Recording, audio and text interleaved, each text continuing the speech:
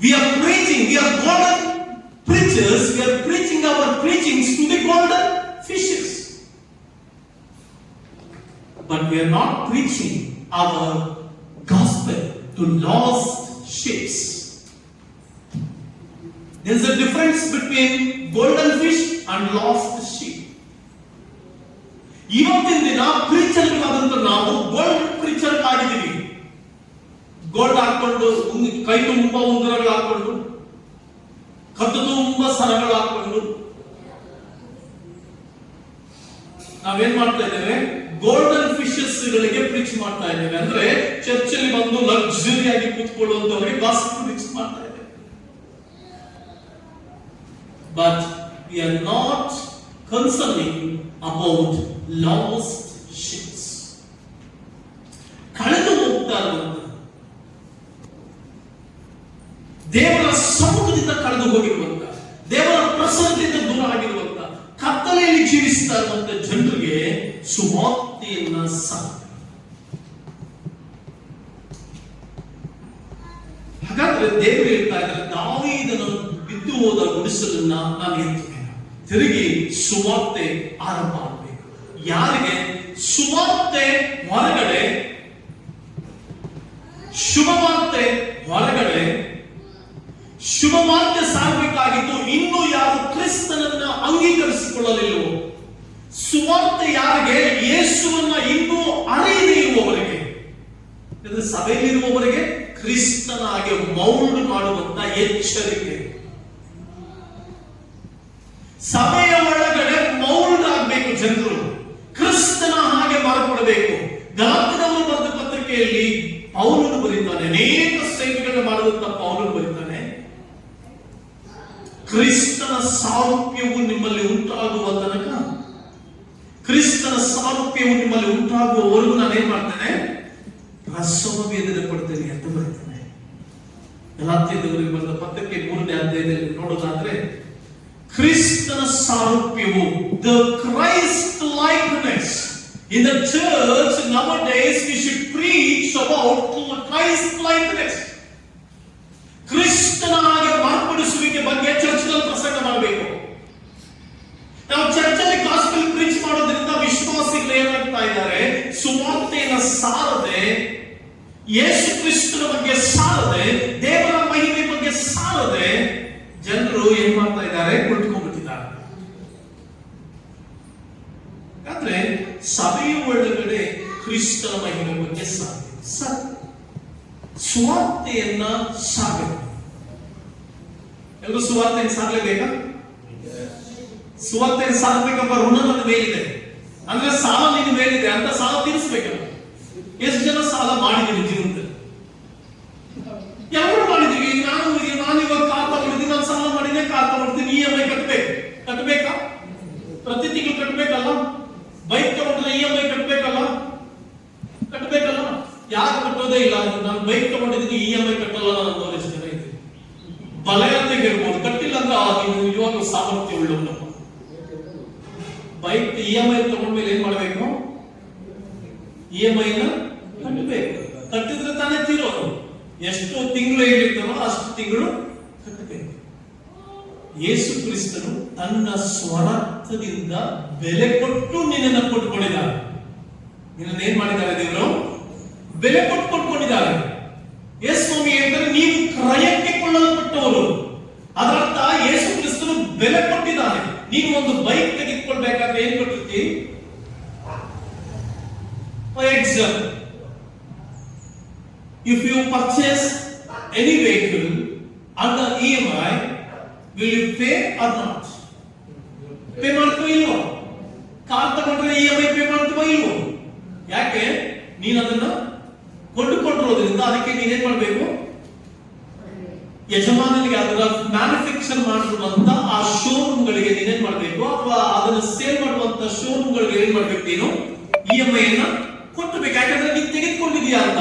ಅದೇ ರೀತಿ ದೇವರು ತನ್ನ ರಕ್ತವನ್ನು ಸುರಿಸಿ ತನ್ನ ಜೀವವನ್ನು ಕೊಟ್ಟು ಈ ಪೇಯ್ಡ್, ಅವರು ಪೇ ಮಾಡಿದ್ದಾರೆ, ನಿನಗೆ ಬೆಲೆ ಕಟ್ಟಿದ್ದಾರೆ. ಹಾಗಾದ್ರೆ ದೇವರು ನಿನಗೆ ಬೆಲೆ ಕಟ್ಟಬೇಕಾದ್ರೆ ದೇವರು ಹೇಳ್ತಾರೆ, ನಿಮಗೆ ಒಬ್ಬರನ್ನೊಬ್ಬರು ಪ್ರೀತಿಸಬೇಕೆಂಬ ಋಣ ಋಣವೇ ಹೊರತು ಬೇರೆ ಋಣ ಇರಬಾರದು, ಸುವಾರ್ತೆಯ ಋಣವೇ ಹೊರತು ಬೇರೆ ಋಣ ಇರಬಾರದು ಅಂತ. ಎಷ್ಟು ಜನ ಪೇ ಮಾಡ್ತಾ ಇದ್ದಾರೆ? How many of you are paying back to God? Many people you are paying tithe. Many people you are paying your offering. Many people you are paying your tithe to church. But how many of you are paying to your eternal God? ಎಷ್ಟು ಜನರು ದೇವರಿಗೆ pay ಮಾಡ್ತಾ ಇದ್ದೀರಿ? ಎಷ್ಟು ಜನ ಸುವಾರ್ತೆ ಮೂಲಕವಾಗಿ ದೇವರಿಗೆ ಪೇ ಮಾಡ್ತಾ ಇದ್ದೀರಿ? ಎಷ್ಟು ಜನ ಇದ್ರ ಬಗ್ಗೆ ಮಾತಾಡಲ್ಲ? Pay your tithe, pay your offering, but pay through your gospel. ಎಷ್ಟು ಜನ ಕೇಳಿಸಿಕೊಳ್ಳುತ್ತೀರಾ? How much you paying? How much you are paying to God through gospel? Gospel ಮೂಲಕ ಎಷ್ಟು ಜನ ಪೇ ಮಾಡ್ತಾ ಇದ್ದೀರಿ? ಒಂದು ಗಾಡಿ ಕೊಂಡ್ಕೊಂಡ್ರೆ EMI ಪೇ ಮಾಡೋ ನೀನು, ಒಂದು ಕಾರ್ ಕೊಂಡ್ಕೊಂಡ್ರೆ ಅದಕ್ಕೆ EMI ಪೇ ಮಾಡೋ ನೀನು, ನಿನ್ನ ಆತ್ಮರಕ್ಷಣೆಗಾಗಿ ಯೇಸು ಕ್ರಿಸ್ತನ ರಕ್ತವೆಂಬಂತ ಆ ರಕ್ತದ ಕ್ರಯಕ್ಕೆ ಕೊಳ್ಳಲ್ಪಟ್ಟಂತ ನೀನು, ಕ್ರಯಕ್ಕೆ ಕೊಳ್ಳಲ್ಪಟ್ಟವನು ನೀನು. ಆ ಕ್ರಯವನ್ನು ತಿರುಗಿ ವಾಪಸ್ ಕೊಡ್ಬೇಕಲ್ಲ, ಅದಕ್ಕೆ ನೀನು ಬೆಲೆ ಕೊಡ್ಬೇಕಲ್ಲ, ಅದಕ್ಕೆ ನೀನು ವಾಪಸ್ ಕೊಡ್ಬೇಕಲ್ಲ. ಹೌ? Through gospel. ಗಾಸ್ಪೆಲ್ ಮೂಲಕವಾಗಿ ನಾವು ವಾಪಸ್ ಕೊಡಬೇಕು. ಎಷ್ಟು ಜನ ಸುವಾರ್ತೆಯನ್ನು ಸಾರ್ತಾ ಇದ್ದೇವೆ ಈ ದಿನಗಳಲ್ಲಿ? ಎಷ್ಟು ಜನರಿಗೆ ಸುವಾರ್ತೆಯನ್ನು ಸಾರ್ತಾ ಇದ್ದೇವೆ? ಚರ್ಚ್ನಲ್ಲಿ ಸುವಾರ್ತೆ, ಮೀಟಿಂಗ್ಗಳಲ್ಲಿ ಸುವಾರ್ತೆ, ರಿವೈವಲ್ ಮೀಟಿಂಗ್ಗಳಲ್ಲಿ ಸುವಾರ್ತೆ. ನೋ, ಸುವಾರ್ತೆ ಸಾರಲು ಪಡೆದೇ ಇರುವಂತಹ ವ್ಯಕ್ತಿಗಳಿಗೆ ನಾವು ಸುವಾರ್ತೆಯನ್ನು ಸಾರಬೇಕಾಗಿತ್ತು. ಯೇಸು ಸ್ವಾಮಿಯ ಕುರಿತು ಸಾರಬೇಕಾಗಿತ್ತು. ಕ್ರಿಸ್ತಿಯ ನಾಯಕರಾದಂತಹ ನೀವುಗಳು ಇವತ್ತಿನ ದಿನ ಎಲ್ಲಿ ಕುತ್ಕೊಂಡಿದ್ದೀರಿ? ಅದಕ್ಕೆ ದಾವೀದನ ಬಿದ್ದು ಹೋದ ಕೃಷಿ ನಾನು ಮತ್ತೆ ಎಬ್ಬಿಸ್ತೇನೆ. ಯಾವುದರ ಮೂಲಕವಾಗಿ? ಸುವಾರ್ತೆಯ ಮೂಲಕವಾಗಿ ನಾನು ಎಬ್ಬಿಸ್ತೇನೆ. You should pay. Maybe you are paying your tithe. Maybe you are paying your offering every Sunday. Maybe you are paying your offering every prayer meeting. But what about the eternal payment that's through gospel? ಪರಲೋಕದ ನಿತ್ಯತ್ವಕ್ಕೆ ನಾವು ಕೊಡಬೇಕಂತೆ, ಕಟ್ಟಬೇಕಂತೆ. ಯಾವುದ್ರ ಮೂಲಕ? ಸುವಾರ್ತೆ ಮೂಲಕ. ಎಷ್ಟು ಜನ ಸುವಾರ್ತೆಯನ್ನು ಸಾರ್ತಾ ಇದ್ದೇವೆ? ನಮ್ಮ ಋಣವನ್ನು ಎಷ್ಟು ಜನ ನಾವು ತೀರಿಸಿಕೊಳ್ತಾ ಇದ್ದೇವೆ? ನಮ್ಮ ಸಾಲವನ್ನು ತೀರಿಸ್ತಾ ಇದ್ದೇವೆ? ಅಯ್ಯೋ, ನನ್ನ ಮೇಲೆ ಒಂದು ಸಾಲವಿದೆ, ಸುವಾರ್ತೆಯನ್ನು ಸಾಲದಿದ್ದರೆ ನನ್ನ ಗತಿಯನ್ನು ಏನು ಹೇಳಲಿ ಎಂಬುದಾಗಿ ಪೌಲನು ಬರುತ್ತಾನೆ. ಸುವಾರ್ತೆಯನ್ನು ಸಾಲದಿದ್ದರೆ ನನ್ನ ಗತಿ ಏನು? ನಾನು ಕ್ರಯಕ್ಕೆ ಕೊಳ್ಳಲ್ಪಟ್ಟವನು, ಕೊಂಡ್ಕೊಂಡ್ಬಿಟ್ಟಿದ್ದಾರೆ ದೇವರು. ಎಲ್ಲರೂ ಇಲ್ಲೇ ಇದ್ದೀರಾ?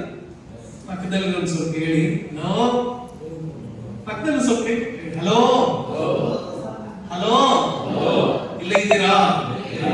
ಪಕ್ಕದಲ್ಲಿ ಕೇಳಿ. ನಾನು ಕೇಳಿದ್ರೆ ನಾನು ನಿದ್ದೆ ಮಾಡ್ತಾ ಇದ್ದೀನಿ.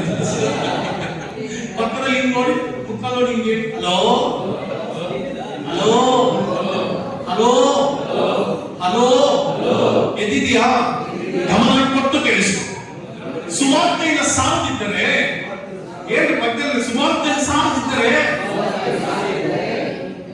ಲೆಕ್ಕ ಕೇಳುವಾತನು ಕೇಳುವನು. ಸಾಲ ಮಾಡಿದ್ಯಾ? ಯಾವಾಗ ತೀರಿಸ್ತೀಯ? ಸಾಲಗಾರನೇ, ನಾವೆಲ್ಲರೂ ಸಾಲಗಾರರು.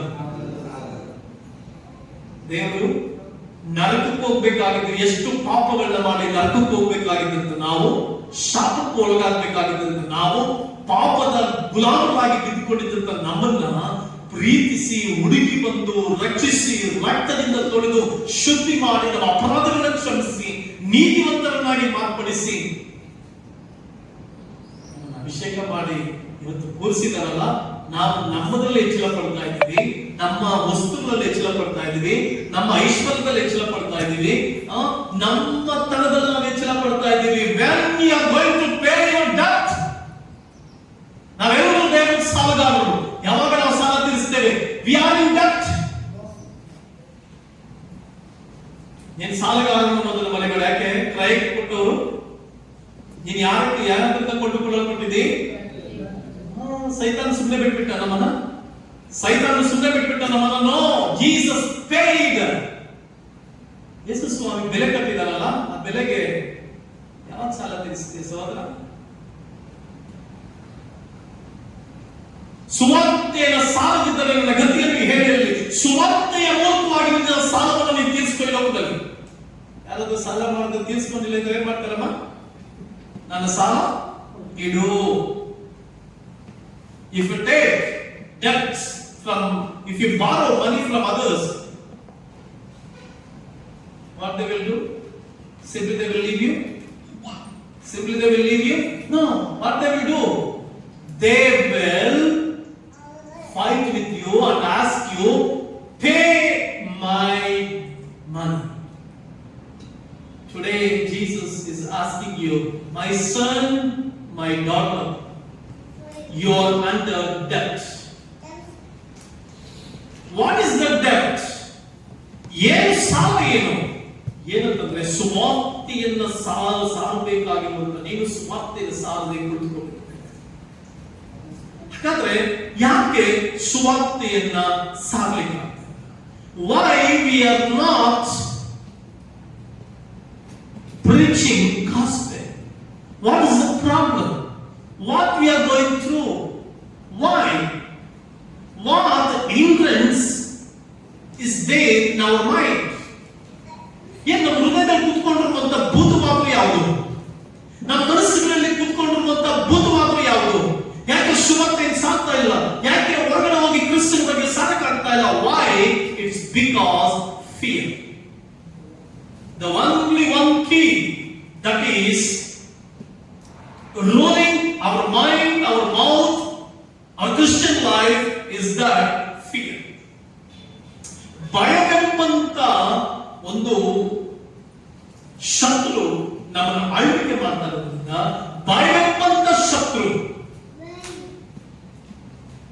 ನಮ್ಮನ್ನ ಕೆಳಗಡೆ ತಳ್ತಾ ಇರೋದ್ರಿಂದ ಸುವಾರ್ತೆಯನ್ನು ಸಾರುವುದಕ್ಕೆ ನಾವು ಹಿಂದೆ ಲೂಕನ ಸುವಾರ್ತೆ 1:74-75 ವಚನವನ್ನ ಓದು. ಲೂಕನ ಬರೆದ ಸುವಾರ್ತೆ 1ನೇ ಅಧ್ಯಾಯ 74-75. ಜೀವಮಾನದಲ್ಲೆಲ್ಲ ದೇವರ ನಿರ್ಮಲ ಚಿತ್ತದಿಂದಲೂ ನೀತಿಯಿಂದಲೂ ತನ್ನ ಸನ್ನಿಧಿಯಲ್ಲಿ ಸೇವೆ ಮಾಡುವಂತೆ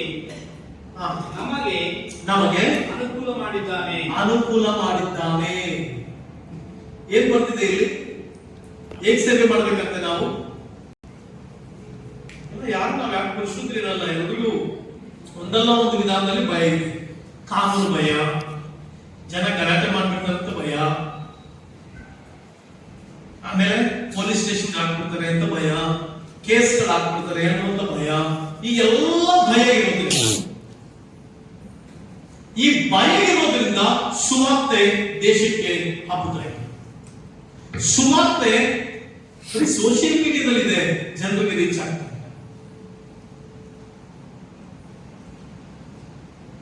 Many preachers became heroes in the social ಮೀಡಿಯಾದಲ್ಲಿ ಹೀರೋಗಳಾದರು, ಬಟ್ ಆತ್ಮಗಳ ಭಾರದಿಂದ ಸೇವಕರಾಗಲಿಲ್ಲ, ಆತ್ಮಗಳ ಭಾರದಿಂದ ಕೆಲಸಗಾರರಾಗಲಿಲ್ಲ. ದೇವರು ಕೆಲಸಗಾರರು ಬೇಕು, ಸುವಾರ್ತೆಯನ್ನು ಸಾರುವಂತ ಕೆಲಸಗಾರರು ಬೇಕು. God need laborers, not heroes. God doesn't like heroes, but he likes laborers. ಸುವಾರ್ತೆಯನ್ನು ಸಾರುವಂತ ಹೀರೋಗಳಾಗಿ, ಬಲಿಷ್ಠವಾದಂತ ಕೂಲಿಯಾಳುಗಳಾಗಿ ಮಾರ್ಪಡಬೇಕಾಗಿತ್ತು. ನಾವು ಕೂಲಿ ಕೆಲಸ. We are laborers in God's vineyard. But the painful thing is we became heroes in the Facebook. ನಾವು ಫೇಸ್ಬುಕ್ ಗಳಲ್ಲಿ ಹೀರೋಗಳಾಗ್ಬಿಟ್ವಿ. ಸುವಾರ್ತೆಯನ್ನು ಸಾರಬೇಕಾಗಿತ್ತು. ದೇವರು ನಮಗೊಂದು ಮಾತಾಡುವ, ಮಗನೇ ನೀನು ಕ್ರಿಸ್ತನ ಶರೀರವನ್ನು ಪ್ರೀತಿಸು. ಭಾರತ ದೇಶದ ಯಾವುದೇ ಡಿನಾಮಿನೇಷನ್ ಇರಲಿ, ಯಾವುದೇ, and teach them about the law. ನಮ್ಮ ದೇಶದ ಕಾನೂನು ಬಗ್ಗೆ ಜನರಿಗೆ ತಿಳಿಸು. ನಮಗೆ ಏನೇನೋ ಅವಕಾಶಗಳಿದೆ ತಿಳಿಸೋದ್ರ ಬಗ್ಗೆ. ಪ್ರಿಯ ದೇವರ ಮಕ್ಕಳೇ, ಲೂಕನ 1:74-75 ಬರೆದಿರುವ ಪ್ರಕಾರ ನಾವು ಸುವಾರ್ತೆಯನ್ನು ಸಾರಬೇಕಾಗಿತ್ತು. ಯಾಕೆ ಆಗ್ಲಿಲ್ಲ ಅಂತಂದ್ರೆ ಭಯ.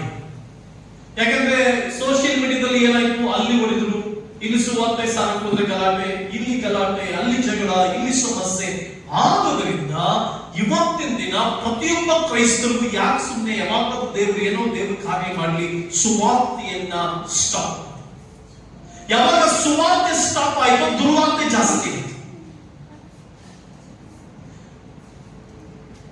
The Satan brought fear in the people of God, and many Christians and people of God, they stopped to share the good news.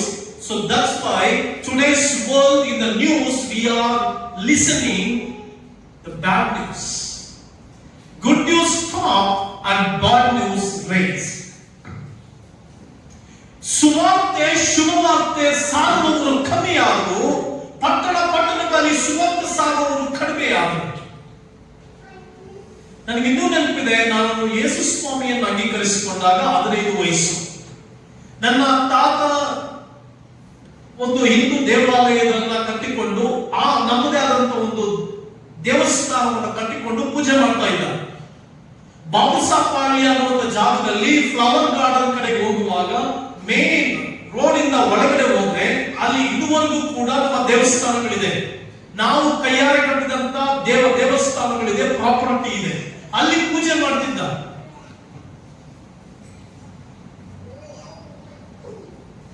ಯೇಸು ಸ್ವಾಮಿಯನ್ನ ರಕ್ಷಕನಾಗಿ ಅಂಗೀಕರಿಸಿಕೊಂಡ ಮೇಲೆ, ಅವರ ಪ್ರೀತಿ ನನಗೆ ಸಿಕ್ಕಿದ ಮೇಲೆ, ಅವರ ಕರುಣೆ ನನಗೆ ಸಿಕ್ಕಿದ ಮೇಲೆ ಸುವಾರ್ತೆಯನ್ನು ಸಾರುವುದಕ್ಕೆ ಓಡಿದು ಹಳ್ಳಿಗಳಿಗೆ ಸುವಾರ್ತೆಯನ್ನು ಸಾರದು, ಹಳ್ಳಿಗಳ ಬೀದಿಗಳಲ್ಲಿ ಕೂಗಲು ಯೇಸು ದೇವರು ಅಂತ. ಆಗ ಶುಭವಾರ್ತೆ ಇತ್ತು, ದುರ್ವಾರ್ತೆಗಳು ಬಹಳ ಕಡಿಮೆ ಇತ್ತು. ಒಂದು ಕಾಲಘಟ್ಟದಲ್ಲಿ ಬೀದಿಯಲ್ಲಿತ್ತು ಯೇಸು ದೇವರು ಎಂಬುದಾಗಿ ಸಾರ್ತಾ ಇದ್ವು. ಮನೆ ಮನೆಗಳಿಗೆ ಕರಪತ್ರಗಳನ್ನು ಹಂಚ್ತಾ ಇದ್ವು, ಯೇಸು ಕ್ರಿಸ್ತನೇ ದೇವರು ಎಂಬುದಾಗಿ ಸಾರ್ತಾ ಇದ್ವು. ಆಗ ಜನಾಂಗಗಳ ಮಧ್ಯದಲ್ಲಿ ಶುಭವಾರ್ತೆ ಆಗುತ್ತಾ ಇತ್ತು, ದುರ್ವಾರ್ತೆ ಕಮ್ಮಿ ಆಯಿತು. ಈಗ ಶುಭವಾರ್ತೆ ಕಮ್ಮಿ ಆಯಿತು, ದುರ್ವಾರ್ತೆ ಜಾಸ್ತಿ. ಸಮಾಜದಲ್ಲಿ ಯಾವುದೇ ನೀವು ಯೂಟ್ಯೂಬ್ ಅನ್ನು ತೆಗಿರಿ, ಶುಭವಾರ್ತೆಯಲ್ಲಿ ಶುಭವಾರ್ತೆ ಸಾರುವವರಲ್ಲಿ, ಶುಭವಾರ್ತೆ ಸಾರುವವರಲ್ಲಿ ಕುಷ್ಠರೋಗಿಗಳು ಎಲೀಷನ ಕಾಲಘಟ್ಟದಲ್ಲಿ ಹೇಳ್ತಾರೆ, ಕುಷ್ಠರೋಗಿಗಳು ಎಲ್ಲ ಅರಬ್ಯ ಸೈನ್ಯ ಹೊರಟೋಗಿದೆ, ಈಗ ಇವರು ಮಾತಾಡ್ಕೊಳ್ತಾರೆ, ಇದು ಶುಭವಾರ್ತೆ ರಾಜನಿಗೆ ಕಾಣಬೇಕು, ಇದು ಶುಭವಾರ್ತೆ, ನಮ್ಮ ಪ್ರಾಣ ಹೋದರೂ ಪರವಾಗಿಲ್ಲ, ಶುಭವಾರ್ತೆ ಸಾರೋಣ. This is a good news. Even if you die, let us share this good news to the king. ಅವ್ರು ತಿಳ್ಕೊಂಡು ನಮ್ಮನ್ನು ಸಾಯಿಸಿದ್ರು ಪರವಾಗಿಲ್ಲ, ನಾವು ಕ್ರಿಸ್ತನ ವಾರ್ತೆಯನ್ನು ಜನರಿಗೆ ಸಾರೋಣ, ನಾವು ನಡಲಿಯನ್ನಾಗಿ ಹೊರಟು ಅವರು ಬದುಕಿದ್ರು, ಅನೇಕರನ್ನ ಬದುಕಿಸಿದ್ರು. ಶುಭವಾರ್ತೆ ಸಾರುವುದರಲ್ಲಿ ಹಾಗಾದ್ರೆ ಮೊದಲನೇ ಕಾರಣ, ಮತ್ತೆ ಎಲ್ಲರ ಹೃದಯದಲ್ಲಿರೋದು ಒಂದು ಭಯ ಏನಂತಂದ್ರೆ, ನಮ್ಮನ್ನ ಸ್ಟೇಷನ್ಗೆ ಹಾಕ್ಬಿಡ್ತಾರೆ, ನಮ್ಮ ಮೇಲೆ ಕೇಸ್ಗಳು ಮಾಡ್ಬಿಡ್ತಾರೆ, ಹೊಡಿತಾರೆ, ಬೈತಾರೆ, ಗಲಾಟೆ ಮಾಡ್ತಾರೆ. ಹಾಗಾದ್ರೆ ಹೋಗಿ ಲೋಕದ ಕಟ್ಟ ಕಡೆವರೆಗೂ ಸುವಾರ್ತೆಯನ್ನು ಸಾರಿ ಎಂಬುದಾಗಿ ಹೇಳಿರುವಂತ ದೇವರು ನಮಗೆಲ್ಲ ಪ್ರಿಪರೇಷನ್ ಮಾಡದೆ ಕಳಿಸ್ಬಿಟ್ನ, ಎಲ್ಲ ಸಿದ್ಧ ಮಾಡದೆ ಕಳಿಸ್ಬಿಟ್ನ. ಈ ದೇಶದಲ್ಲಿ ಸುವಾರ್ತೆ ಸಾರತ್ತೆ ಹೇಳಿದಂತ ಪ್ರಾರ್ಥನಾದ ದೇವರು ಯಾವುದನ್ನು ಸಿದ್ಧ ಮಾಡದೆ ಕಳಿಸಿದಾರ? ದೇಶದ ಕಾನೂನುಗಳನ್ನ ಸಿದ್ಧ ಮಾಡದೆ ಕಳಿಸಿದಾರ? ನೋ, ಎಲ್ಲವನ್ನ ಪ್ರಿಪೇರ್ ಮಾಡಿ ನಮ್ಮ ಕೈ ಕೊಟ್ಟಿದ್ದಾನೆ.